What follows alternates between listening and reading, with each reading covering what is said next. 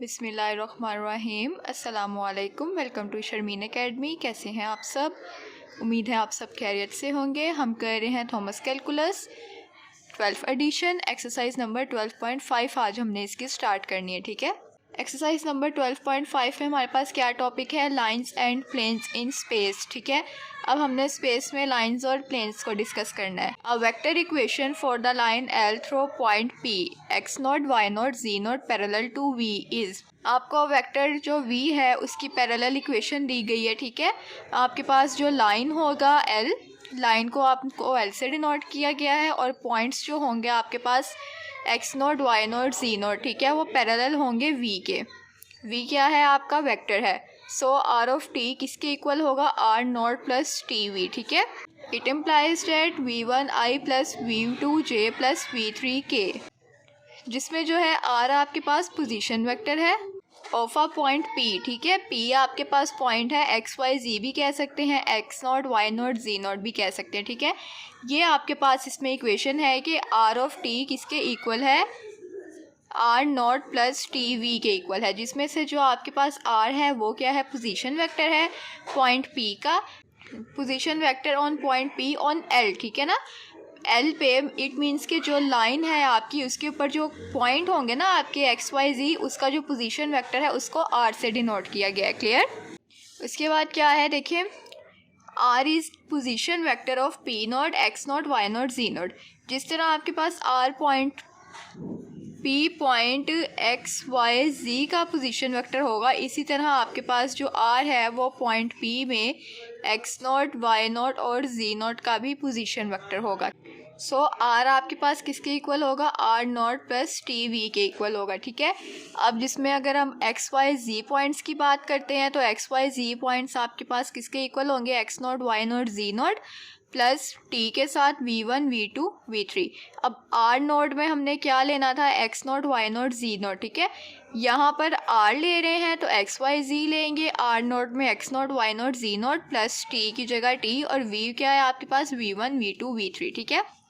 सो x Y जी किसके equal हो जाएंगे? X naught plus T V one, Y naught plus T V two, Z naught plus T V three के, ठीक है। अब इसमें से x आपके पास X naught plus T V one के इक्वल आ जाएगा, y आपके पास Y naught plus T V two के इक्वल आ जाएगा और z आपके पास T naught plus T V three के इक्वल आ जाएगा, ठीक है। और ये क्या है? ये आपके पास इक्वेशन ऑफ लाइंस होंगी, पैरामेट्रिक इक्वेशन ऑफ लाइंस। इसको आप इक्वेशन ऑफ लाइंस भी कह सकते हैं और पैरामेट्रिक इक्वेशन ऑफ लाइंस भी कह सकते हैं। क्लियर है? एक्स वाई जी जो आपने इक्वेशंस निकाली हैं, ये जो है आपके पास एक्स नॉट वाई नॉट जी नॉट में, ये आपके पास पैरामेट्रिक इक्वेशन ऑफ लाइंस है। क्लियर? अब 12.5 का क्वेश्चन नंबर 1 देखें। आपको पॉइंट भी दिया हुआ है P और V भी दिया हुआ है। आपको क्या करना है? इसको पैरामेट्रिक इक्वेशन में पुट करना है, ठीक है ना। क्वेश्चन आप अपनी बुक पे देख सकते हैं। पैरामेट्रिक इक्वेशन आपके पास क्या थी?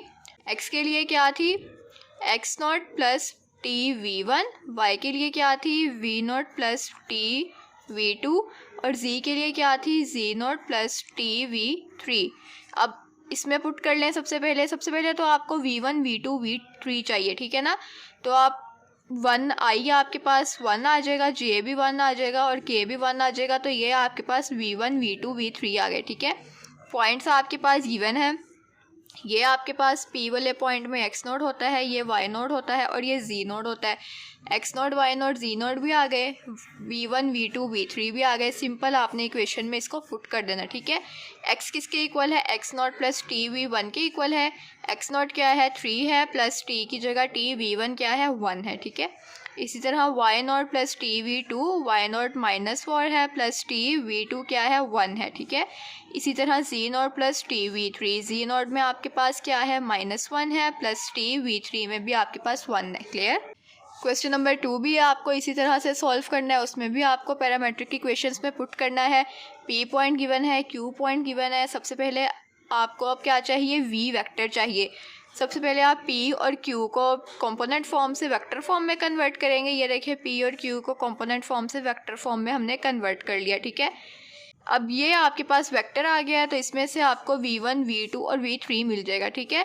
और जो आपके पास x note y note z note है वो यही p वाली टर्म ही रहेगी, क्योंकि पॉइंट उसने p कहा था कि p आपके पास x नोट y नोट और z नोट होंगे, ठीक है ना। इसके बाद क्वेश्चन नंबर 3 देख लेते हैं। क्वेश्चन नंबर 3 में भी इसी तरह से है, पी पॉइंट गिवन है, क्यू पॉइंट गिवन है, पी और क्यू को कंपोनेंट फॉर्म से वेक्टर फॉर्म बनाएंगे तो आपके पास ये वेक्टर फॉर्म बन जाएगी, ठीक है। और पी हमें पता है कि एक्स नॉट, वाई नॉट, जी नॉट, 2, -2, 0 और 3 है। जब ये आपके पास v1, v2, v3 आ जाएगा तो आप उसको पैरामेट्रिक की इक्वेशंस में पुट कर देंगे। क्लियर। क्वेश्चन नंबर 4 देखें, P गिवन है, Q गिवन है, कंपोनेंट फॉर्म से वेक्टर फॉर्म बनाए, इसको वेक्टर फॉर्म बना लिया। आपके पास v1 क्या आ गया, -1 आ गया, सॉरी v1 i होता है, i आपके पास है नहीं है, ठीक है ना, i आपके पास 0 आएगा। इसका मतलब है v1 आपके पास 0 आएगा, v2 आपके पास -1 आ गया और v3 आपके पास -1 आ गया, ठीक है। x not, y not, z not given है, p वाले पॉइंट्स, उसको पैरामेट्रिक इक्वेशन में पुट कर लेंगे। क्लियर। क्वेश्चन नंबर 5 में क्या है, v दिया हुआ है 2j + 6k। अब आपके पास जो है v1, v2, v3 दिया हुआ है, पॉइंट्स नहीं दिए हुए हैं, तो पॉइंट्स आप लेट कर लेंगे कि वो आपके पास दिए ही नहीं हुए हैं, तो इसका क्या मतलब है कि वो 0, 0, 0 है। क्लियर है। तो सेम वही आपने फॉर्मूला लगाना है पैरामेट्रिक इक्वेशंस का और उसमें पुट कर देना है, 0 के साथ पुट करेंगे तो आपके पास x = 0, y = 2t और z = t आ जाएगा। क्लियर है। इसमें आपको p गिवन ही नहीं था, तो आपको पता चल गया है कि अगर आपको पैरामेट्रिक इक्वेशन बतानी है तो आपको p भी चाहिए, तो p आपको गिवन ही नहीं है, तो p आपने पॉइंट्स 0, 0 लेट कर लिए। क्लियर। क्वेश्चन नंबर 6 में देखें, अब आपके पास p पॉइंट्स गिवन है, इसका क्या मतलब है कि आपके पास x नॉट, y नॉट और z नॉट गिवन है। अब आपके पास x भी गिवन है, y भी गिवन है, z भी गिवन है, ठीक है ना। आपके पास फॉर्मूला क्या होता है, x = x नॉट + tv1। अब ये चीज़ आपको गिवन है, अभी तक जो हमने 1 से 5 तक क्वेश्चन किए हैं आपको x, y, z फाइंड करना होता है ये फॉर्मूला लगा के, ठीक है। लेकिन अब क्या है, अब हमें इसी में से v1, v2, v3 निकालना है, बिकॉज ये देखिए x, y, z आपको गिवन है, आपको v नहीं गिवन है कि आप v1, v2 और v3 निकाल लें। सो हम x, y, z में से ही v1, v2 और v3 निकाल लेंगे। अब v1 किसके इक्वल है, 2 के इक्वल है, क्योंकि x का फॉर्मूला हमारे पास, ये मैंने x का फॉर्मूला लिखा है, x किसके इक्वल होता है, x not + tv1, parametric equation की मैं बात कर रही हूँ, ठीक है ना। अब ये देखें x नॉट क्या है, 1 है, ये x नॉट है, x = x नॉट + tv1, जो t के साथ है वो v1 है, जो यहाँ t के साथ होगा वो v2 होगा, जो यहाँ t के साथ होगा वो v3 होगा, ठीक है ना। ये फॉर्मूला लगाया है और इसको कंपेयर किया है। फिर y को कंपेयर करना है तो y का फॉर्मूला लगाएंगे, z को कंपेयर करने के लिए z का फॉर्मूला लगाएंगे, ठीक है। इस तरह आपके पास v1 2 आ जाएगा और v2 आपके पास -1 आ जाएगा और v3 आपके पास 3 आ जाएगा, ठीक है। अब आपके पास सब कुछ आ गया है, तो अब आपको इसी इक्वेशन में पुट करेंगे, x, y, z आ जाएगा। क्लियर।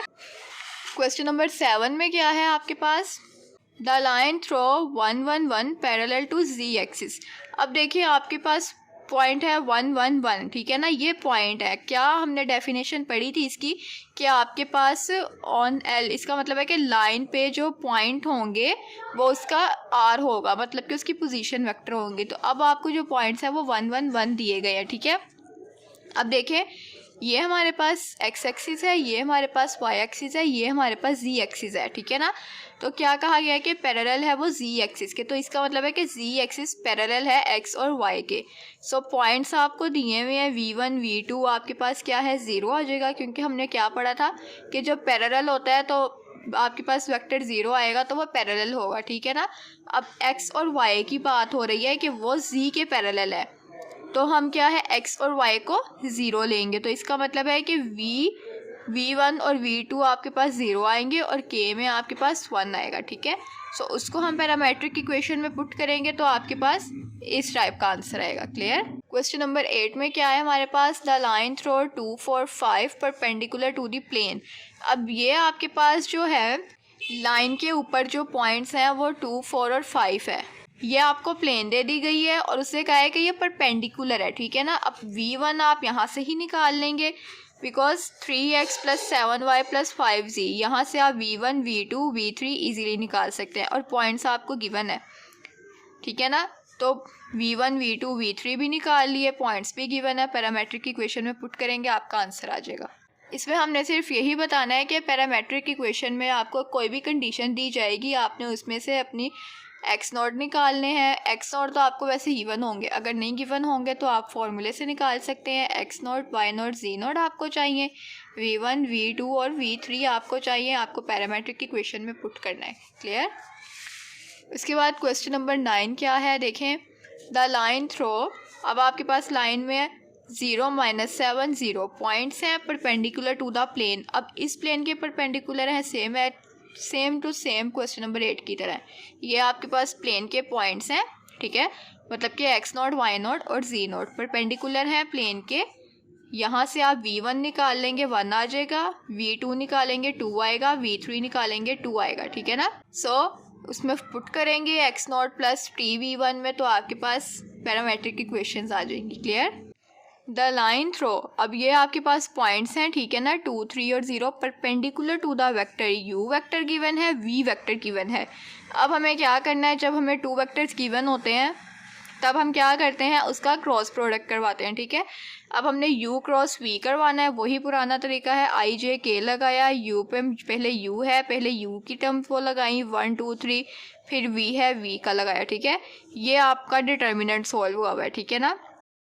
उसके बाद यहाँ से आपने क्या करना है, v1, v2 और v3 निकाल लेना है। जब आपका डिटर्मिनेंट सॉल्व होकर आंसर आएगा तो ये आपके पास v आता होता है ना वेक्टर, तो आपने क्या करना है, v1 आपके पास 2 होगा, v2 आपके पास 4 होगा और v3 आपके पास -2 होगा। जब आपके पास v1, v2, v3 आ जाएंगे तो आपने क्या करना है, उसको पैरामेट्रिक इक्वेशन में पुट कर देना है। पैरामेट्रिक इक्वेशन में पुट करेंगे तो आपके पास कुछ इस तरह की टर्म्स आ जाएंगी। क्लियर। इस वीडियो में हमने एक्सरसाइज नंबर 12.5 के क्वेश्चंस 1 to 10 सॉल्व कर लिए हैं, ठीक है। नेक्स्ट वीडियो में हम इसके फर्दर क्वेश्चंस को डिस्कस करेंगे। तब तक के लिए आप इस वीडियो को लाइक करें, कमेंट करें, शेयर करें और मज़ीद वीडियोस देखने के लिए चैनल को लाजमी सब्सक्राइब करें। अपना बहुत सा ख्याल रखिएगा, मुझे अपनी दुआ में याद रखिएगा। अल्लाह हाफिज़।